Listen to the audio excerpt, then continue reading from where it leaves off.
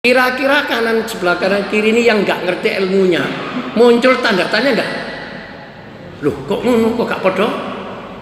Ya seperti dosen yang pernah tanya saya itu. Nah, menampilkan ibadah di lingkungan yang itu belum bisa dipahami meskipun benar, itu namanya fitnah. Ngerti ngomong ini? Kita itu kumpul orang banyak, jangan tampil menjadi omongannya. Loh, ono lapo sembayang ngereken wong seperti Gusti. Loh, dia tuh punya alasan juga. Iya, tapi akibatnya apa? Di masjid itu muncul kegaduhan. Tunggale cara ngadeg dengan mekangkang atau enggak?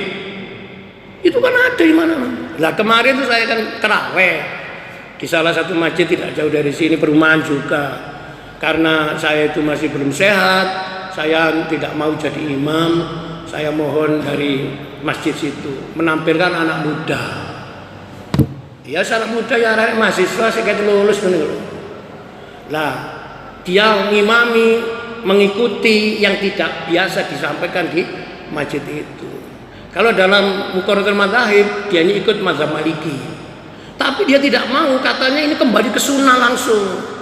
Yang ini kalau wong goblok didudunno yang ini. Jadi ngimamis bismillahnya itu tidak dikeraskan, niru Mekah.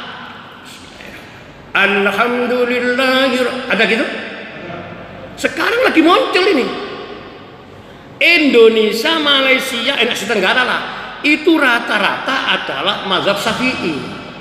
Bismillah kalau dibaca dalam sholat jamaah jahar itu harus dikeraskan.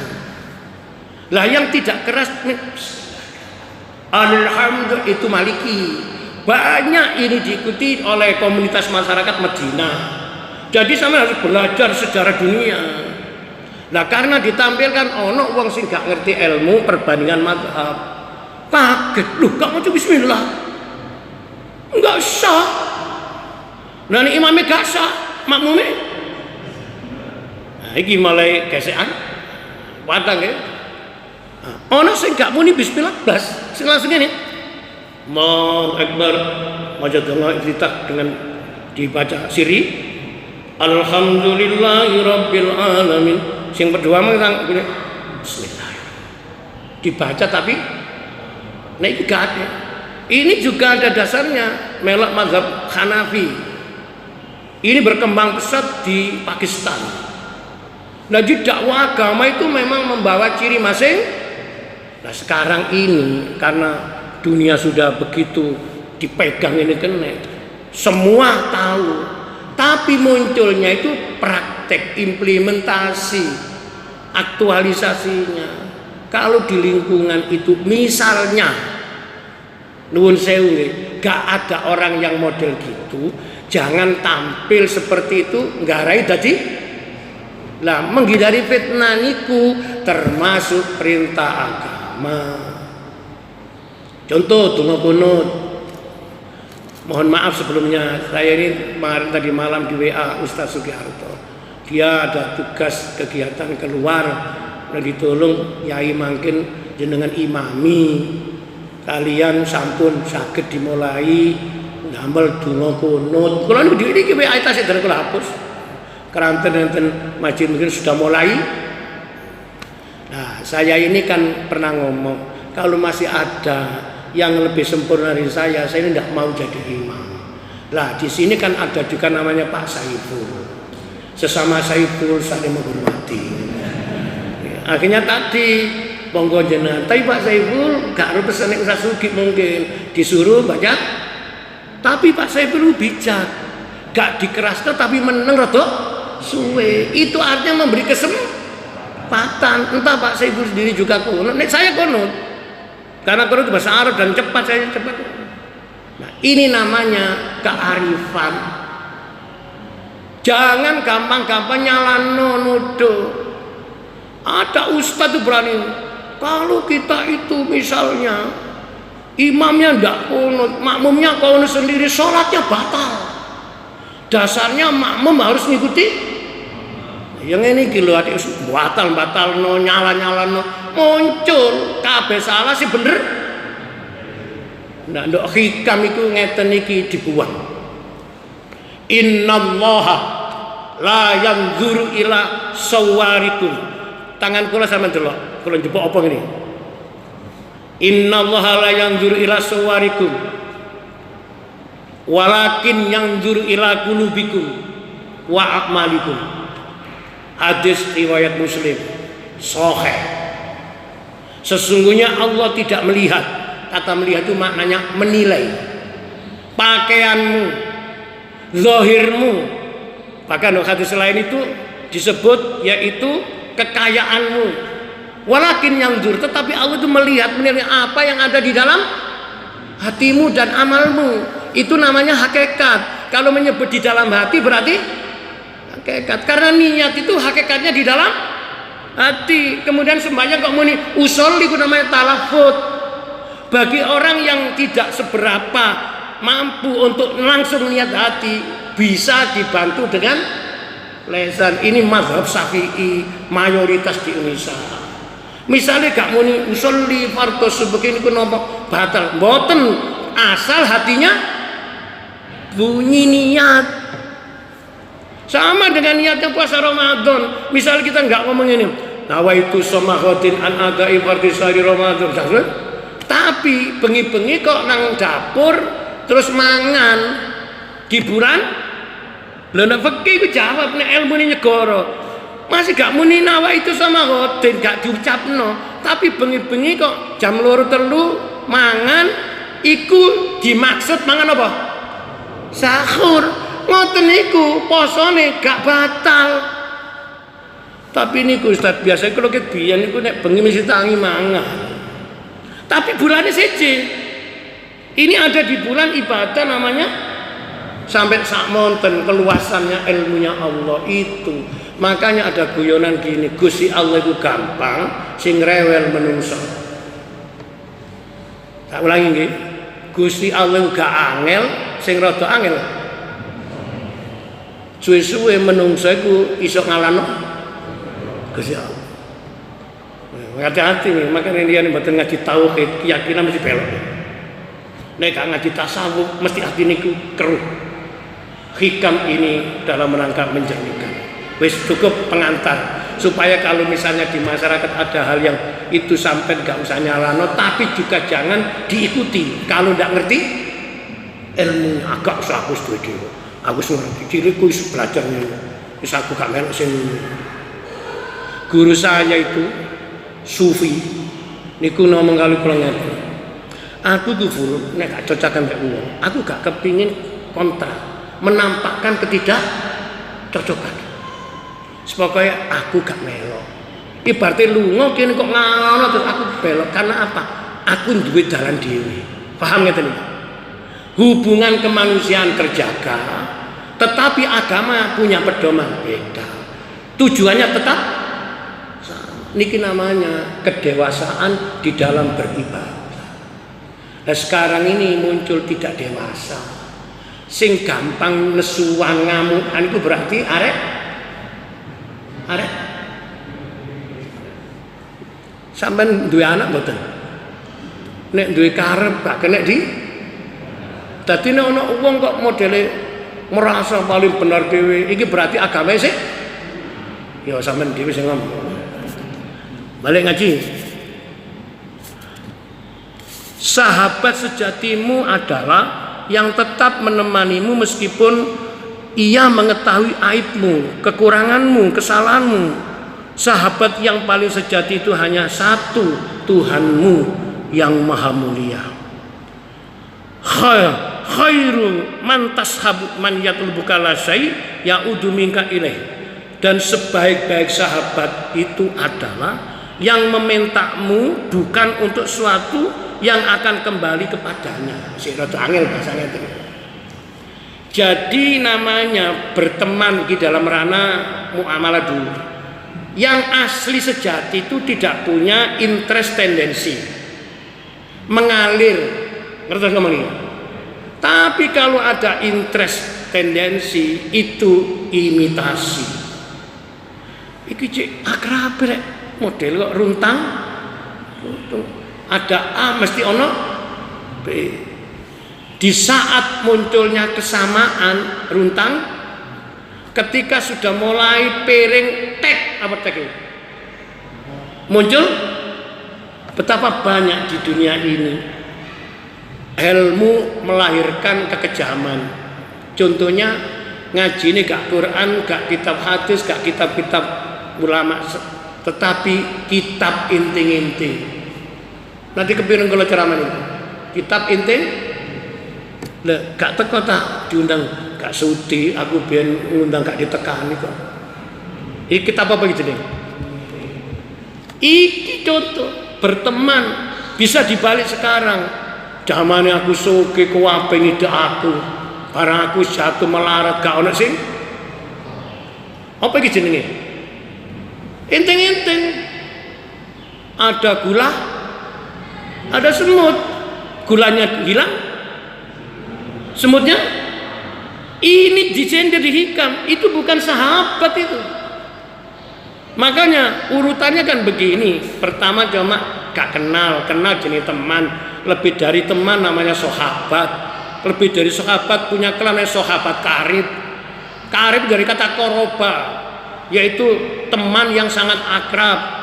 Kalau dalam Quran namanya yaitu akhillah. Bahasa budaya namanya konco plek. Ono tambah plek. Konco plek iki. Masalah ngalai dulur. Lah siapakah sebenarnya yang asli berteman bersahabat tanpa punya kepentingan? Hanya satu, Allah. Allah didekati ya tetap memberi, gak didekati ya tetap. Coba manusia, kalau kita punya teman sahabat sing terlalu dekat, itu diperhatikan. Kalau yang tidak terlalu dekat, muncullah istilah namanya CS. Apa CS itu? Iki ngaji hikam iki diterangno dhuwur niki. Kemarin saya buka 4 kitab syarah hikam. Ternyata dari 24 saya punya itu mengingatkan dunia ini adalah yaitu tampilan yang disebut tipuan. Tampilan tipuan. Kesejatian diri itu tidak di sini, tapi di sono. Sono apa? Kalau dia ngomong pakai bahasa puisi ngeten sampean ngerti ya. Kesejatian diri itu bukan di sini. Sini itu apa? Dunia. Keabadian itu nanti di sana. Karena itu kebahagiaan tidak pernah yaitu didapatkan di sini. Kalaupun ada orang merasa di sini itu bahagia, itu ada ketertipuan. Kebahagiaan yang hakiki bukan di sini, tetapi di alam keabadian. Apa itu? Makanya kitab tasawufnya jangan tertipu dengan tipuan. Orang pernah tertipu adalah orang yang sembrono, lengah. Semakin sering tertipu, kelihatan bodohnya. Ana wong kebejo lak pisane sih. Balik-balik kok. Karena itulah maka hikam mengatakan di dalam syarahnya, yang dimaksud sohib sahabat itu podo, yaitu dalam hal masalah spiritualitas Islam adalah guru batin. Niki ngomong kerodok mari jero niku. Guru batin. Guru yang membimbing rohani. Nah, makanya nek hikam niku enten istilah mursyid, ana istilah murid. Murid itu orang yang masih sedang berjalan menuju tujuan. Kalau mursyid itu yaitu masuk wilayah golongan wasilin yang sudah mampu hatinya hudur, wusul nyambung terus nang Gusti Allah. Makanya saya ceramah Ramadan Tarawih sering mengingatkan tujuan puasa itu adalah satu, implementasinya yang tidak satu.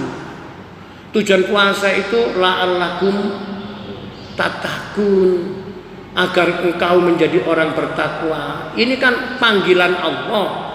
Biar kamu itu makomnya, kata-kata makomnya munggah, derajatnya lah ngene iki nek nggone kitab tasawuf cek dionceki maneh. Takwa iku modele ya apa? Ternyata macam-macam. Kata kitab Sabilus Salikin yang saya pakai ceramah terus, pertama takwanya orang awam, kedua takwanya orang khawas, ketiga takwanya orang ahos. Hanya itu di bahasa kitab, sampai nggak paham diterang guru nih. Orang awam, namanya awam, mayoritas secara umum SDM-nya masih kurang, ilmu ini sih pas-pasan, tapi hero-nya tinggi, hero itu semangat. Enten tiang jamaah sholat wajib, tapi gak ada ilmu. Makanya kalau embot omongan Gus Baha, sampai nonton YouTube Pak. Saulan Ramadan, ikut dari tutup kalau lagi kalau nirok nongi. Sampai ojo sampai ya iku aku nirok Gus Baha. Sholat terawih sebulan penuh. Karena Kanjeng Nabi biyen juga bukan tidak penuh, tidak tahu, kita tidak tahu. Sembahyang Kanjeng Nabi ku saulan pelopongkah. Makanya Bapak ngomong, kula niki masih diarani ulama kiai. Terawih mesti ana sing bolong. Supaya apa? Tidak ada kesan bahwa sholat terawih kaya sholat wajib. Bahaya ini kalau sampai dimunculkan kayak sholat wajib. Akhirnya enten tiyang niku mari sembahyang Isya, ngemburu terawih gak sholat ba'diyah Isya. Padahal pahalanya sholat ba'diyah Isya sampai terawih ku dukur ba'diyah Isya. Padha kari wong nyerbu tahajud tapi gak sembahyang Isya. Ingat-ingat niku nek fadilah tahajud. Lah medsos niku kan namine bakul lah. Jenenge bakul betul. Lah sampean gurune Mbak Google, sampean gak tahu ketemu Google, tahu ketemu Google nggak ngerti satpam lho. Sehingga kula jenengan iki ibaratnya ada keinginan sulit tersampaikan. Tiang-tiang sumerep nek kula niki setiap bulan mboten nate dalam Ramadan full. Padahal nek sampean niku silaturahmi lak ngene, kados pundi kabare posoan saged nutup posoe nggih. Terawih ini nutup, ya alhamdulillah terawih kula mboten bolong belas. Ada keyakinan bisa mungkin sembahyang terawih itu koyo sembahyang sama dengan sholat tahajud itu diutamakan koyo-koyo. Nek gak ngaji keliru mana ya ki? Podo ka infak sunang zakat gak pernah.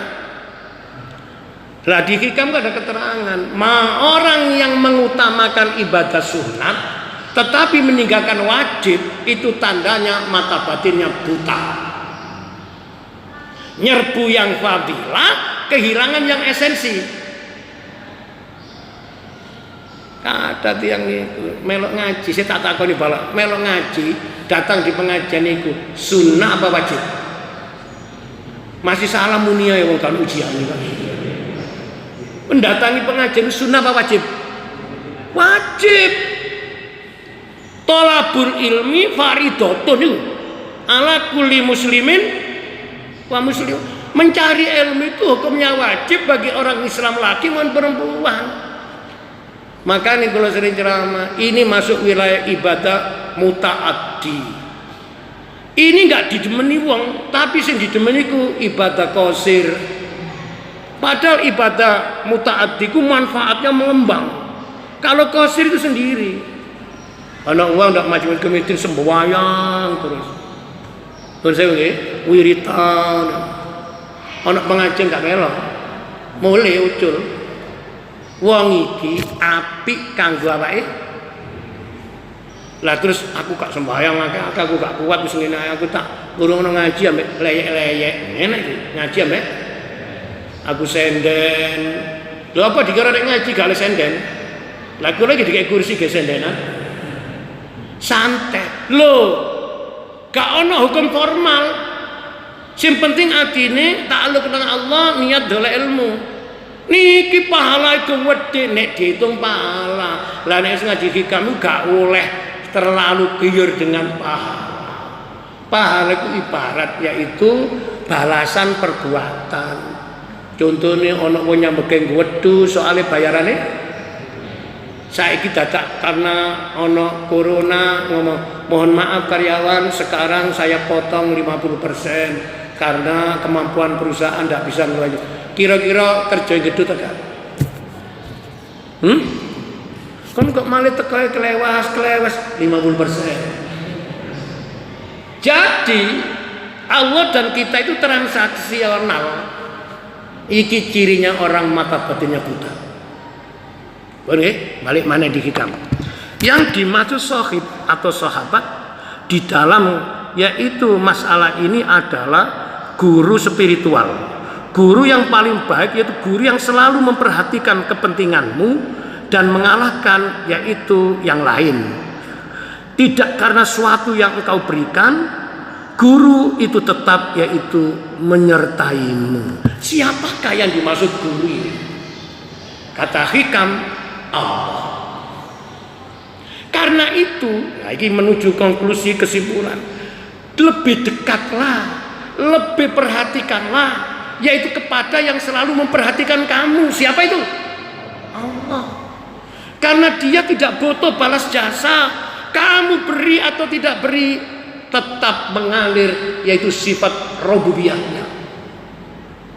Makanya enten tiang niku menyembah Allah karena merasa itu kewajiban, ada menyembah Allah karena merasa itu kebutuhan, ada menyembah Allah karena itu ada rasa ketakutan. Gak mode ini. Kalau dasarnya ketakutan, kalau takutnya sudah hilang, sudah tidak nyembah lagi. Kalau karena sekedar kewajiban, setelah dijalani anggap saja gugur. Berarti ia lepas beban. Contoh, ya Allah, alhamdulillah wis bar sembahyang ngaduki wis blong. Ente ngoten niku.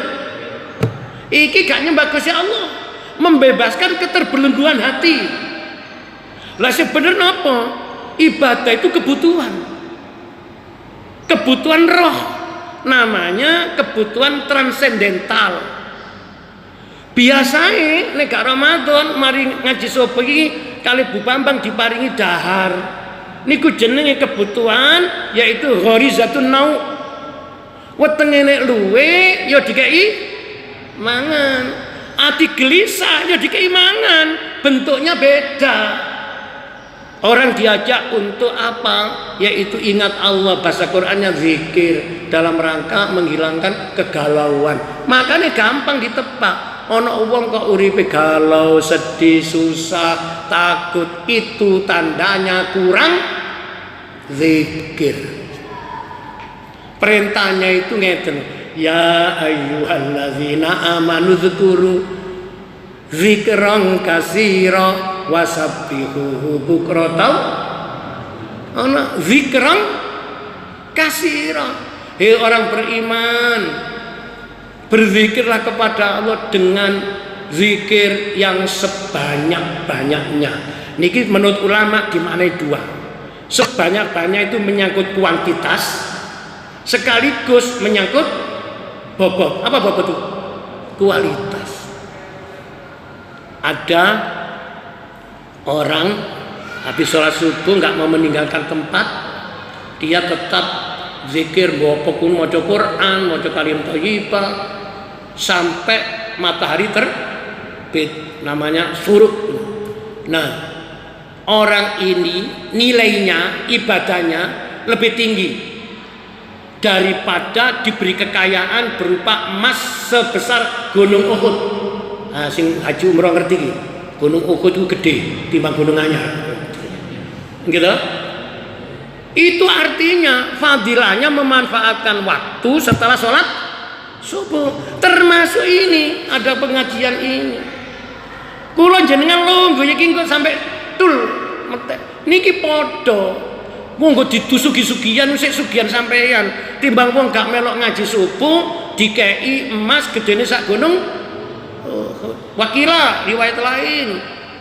Ada orang yang gak pernah bisa umroh, gak pernah bisa ibadah haji karena memang gak punya UNH, tapi dia istiqomah setelah sholat subuh, dia ini selalu ibadah kepada Allah sampai matahari terbit, maka nilainya itu sama sepadan. Lah ngeten iku guru. Oh nek ngono gak usah umroh, sing penting mari subuh.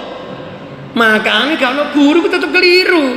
Nah di sini yang dimaksud ashab itu adalah guru batin. Guru batin itu membimbing rohani. Lah nek murui carane gak iso sembayang diwurui gerakene iku guru dudu batin. Guru batin tidak akan membiarkan muridnya yaitu lepas menjadi tercengkeram oleh nafsunya. Makanya kalau mengilungan sampean niku kudu duwe guru. Burupane sapa? Nek ndoken mesti Ustaz Sugiarto monggo. Nek ana apa-apa konsultasi, terus Ustaz kula niki salah napa bener ngeten. Ojo dadi wong gengsi. Kula tak ngomong sama dengan ada petugas masjid. Winter agama. Hanya derajatnya oleh Allah di bidang duniawiya gak dimuliakan, hanya sebagai apa namanya itu marbot. Tapi ilmu agamanya kualitasnya dibanding jamaah di masjid yang begitu itu masih tinggi. Namun ini mereka ini dianggap martabat rendah karena pekerjaannya marbot, diperlakukan seperti buruh. Padahal dia ini lebih mulia daripada sing ndok ngene jajar-jajar merasa dia punya pangkat, punya itu.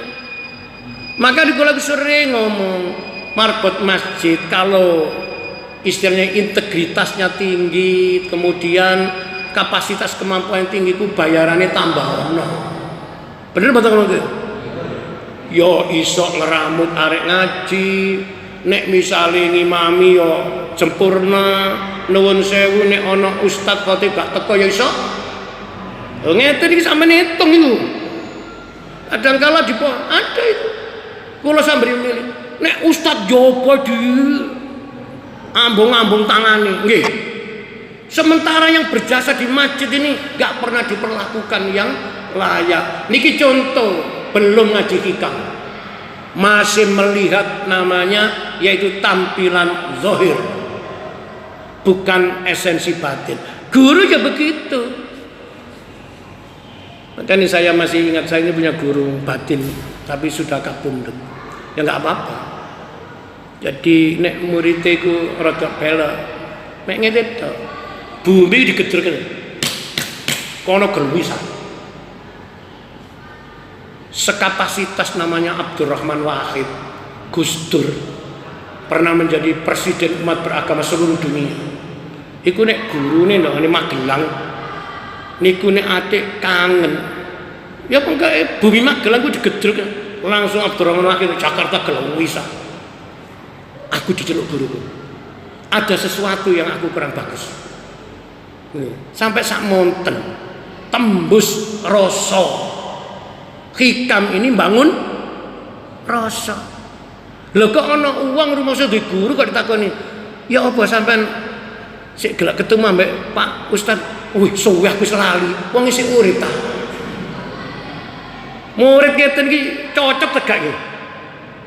Nek mati kaya gak ngabari aku. Lho sampean dadi apa njuk kabari kok.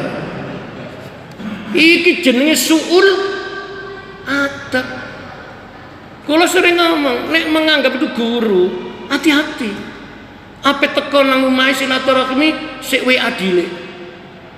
Ustaz, mohon izin, mohon waktu, saya nanti mau ke rumah. Panjenengan enten apa mboten? Jam piro? Jam ya gak apa-apa tak enteni. Nggih Ustaz nggih, mumpun sampai metu nggih. Mumpun sampai. Terus kula niki dadi patung. Ngenteni jandak delok kok gak ono. Lha ngono ya gak ngabari nek gak teko. Roro oleh rong dina ketemu. Ustaz sepurane Ustaz yo. Aku lali. Sik lumayan lali gawean Gusti Allah. Dadak ono manene. Ustaz sepurane Ustaz. Ono koncoku. Tak pikir lebih penting koncoku timbang sampean Ustaz. Sampean duwe murid kene kapakne iso. Maka nih sak mangke niku akeh wong ilmune tumpuk-tumpuk tapi barokah ilang. Kula niki lak ngeramut pondok, duwe santri macam-macam. Kono ada kisah santri bodoh. Di Kerian itu ada pondok pesantren Sahlaniyah. Di desa namanya yaitu apa sih pokoknya bypass ngalor. Sidorangu ta apa ngono.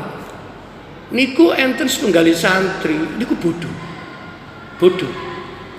Lah krantene diwuri gak tapi iso nyaut. Nang yai iki diatur. Arek iki ngajine gak model ngene. Dijaki nang sawah. Dikongkon ngewangi. Lah arek iki kapan ngajine ning nang sawah terus. Dadak bengi ngoten mari semangi. Sak percintane guruku lho niku.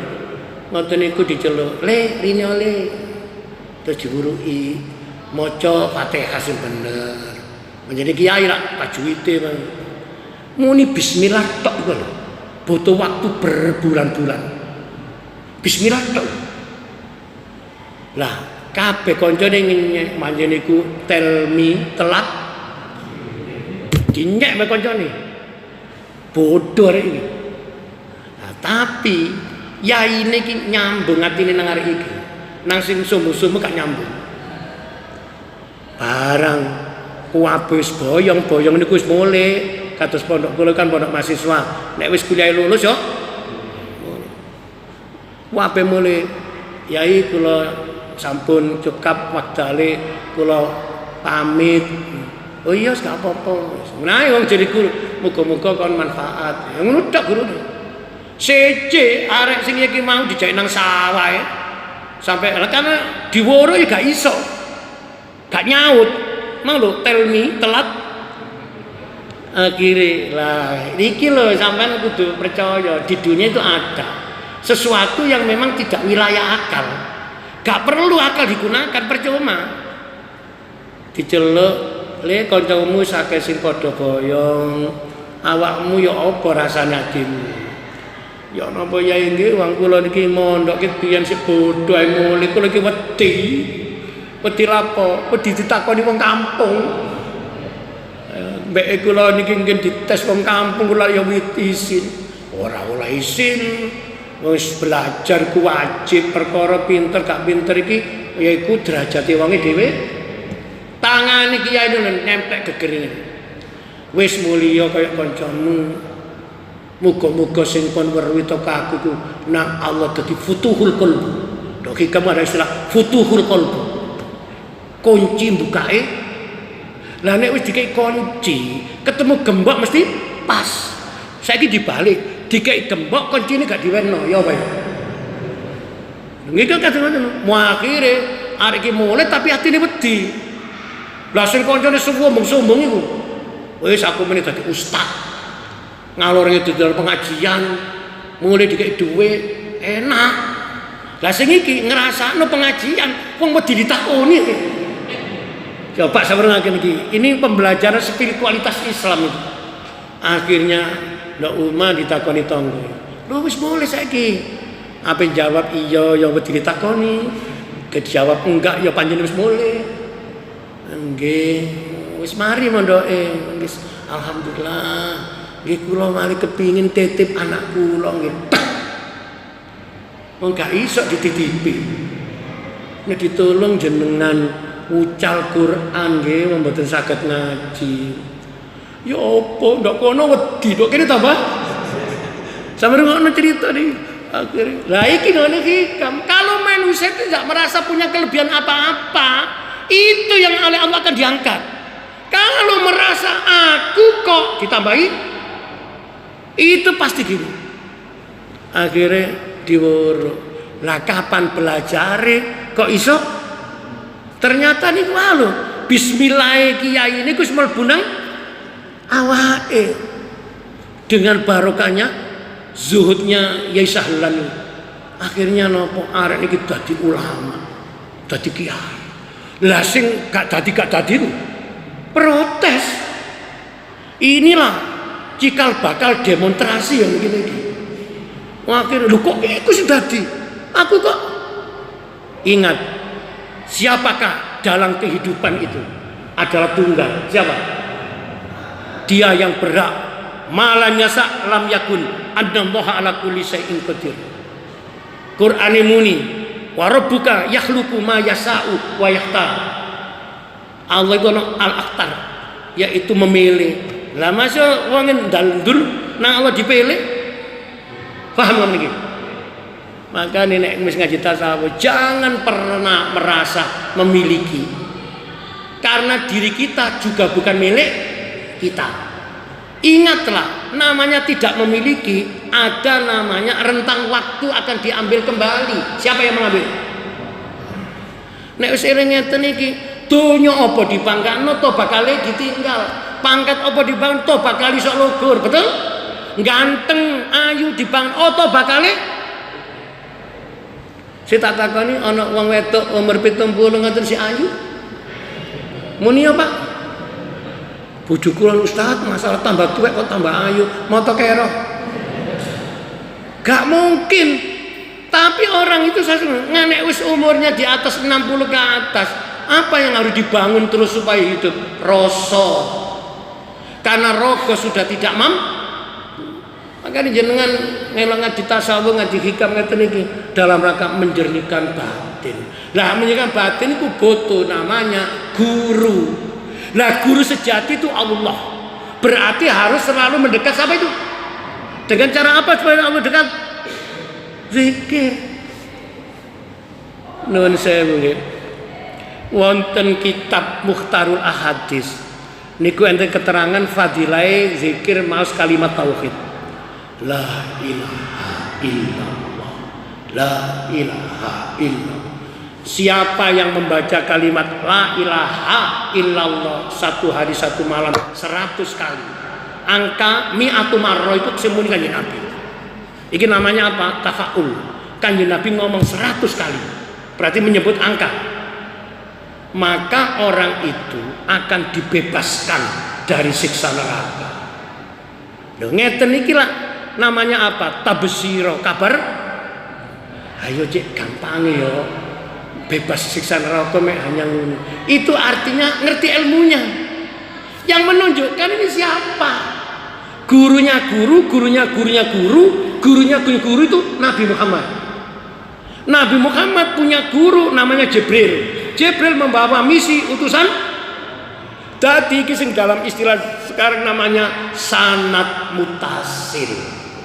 Maka jenengku dari ini jeneng nanti kepireng namanya guru sekumpul.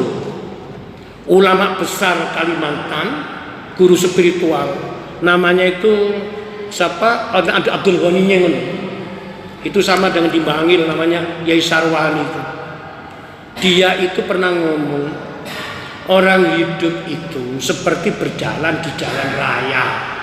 Kalau masuk jalan raya kita harus membawa persiapan surat-surat berkendaraan, betul? Ketika di tengah jalan ada operasi, maka ketika kita ditanya mana SIM-nya, mana STN-nya, kita bisa. Kalau ada orang melewati jalan raya tidak mengikuti peraturan berjalan raya, ditanya mana SIM-nya, tidak punya, STN tidak bawa. Polisi bilang apa? Kami ini manusia apa pencuri? Begitu pula dalam hal ilmu. Ternyata kula ditakoni, Pak Saiful, sampean ben niku ala ilmu teko sapa? Kula gak ada guru. Niki guru kula. Tapi gak perlu guru dituntut-tuntutno. Gurunya guru kuwi. Ojo ngene, yos guys, kok aku semayang ndelok-ndelok wong tak ikuti ae. Ini sekarang terjadi. Zaman fitnah. Kula iku nek masuk WA atau YouTube ku ngene. Yang ngene kok mlebu YouTube ngene. Didelok wong sak. Wong ilmune sik pas-pasan ngene. Artinya pas-pasan SDM-nya masih sangat kurang, hanya menang yaitu namanya ghirah, semangat saja. Karena itu di dalam hikam dikatakan tadi, guru sejati itu tidak pernah memiliki kepentingan apa-apa. Ia selalu memberi dan selalu memberi, karena memberi itu mewujudkan sifatnya. Sifatnya yaitu rububiyah, mengatur, memberi dan sebagainya. Itu hanya satu Allah. Makanya nek wis ngene iki, guru-guru yang lain ini tidak bisa disebut guru sejati. Tetapi ya tetap guru. Karena dia membawa misinya Allah. Ulama-ulama, ustadz-ustadz dan sebagainya itu juga harus dihormati, karena tidak menghormati orangnya saja, menghormati ilmunya Allah. Sakit dipahami. Al-Fatihah. Astaghfirullah Rabbal baraya, astaghfirullah minal khataaya, Rabbi zidni ilman nafi'an wa wafirli amalan makbula wa habli واسعا وتب علينا توبة نصوحا أستغفر الله رب البرايا أستغفر الله من الخطأ. Bismillahirrahmanirrahim. Allahumma salli ala sayyidina Muhammad wa ala ali sayyidina Muhammad. Alhamdulillahirabbil alamin. Allahumma anfa'na bima 'allamtana wa 'allimna ma yanfa'una wa zidna ilman nafi'a wa amalan maqbula. Rabbana la tuzigh qulubana ba'da idh hadaitana wa hab lana min ladunka rahmah innaka antal wahhab. Rabbana zalamna anfusana wa illam taghfir lana wa tarhamna lanakunanna khasirin. Rabbana atina min ladunka rahmatan wa hib lana min amrina rasyada. Rabbana atina fid dunya hasanah wa fil akhirati hasanah wa qina adzabannar. Wa sallallahu alaihi wasallam Muhammad wa alihi wasallam walhamdulillahi rabbil alamin. Bismillahirrahmanirrahim. Subhanakallahumma wa bihamdika asyhadu an la ilaha illa anta astaghfiruka wa atubu ilaik. Demikian kurang lebihnya mohon maaf. Assalamualaikum warahmatullahi wabarakatuh.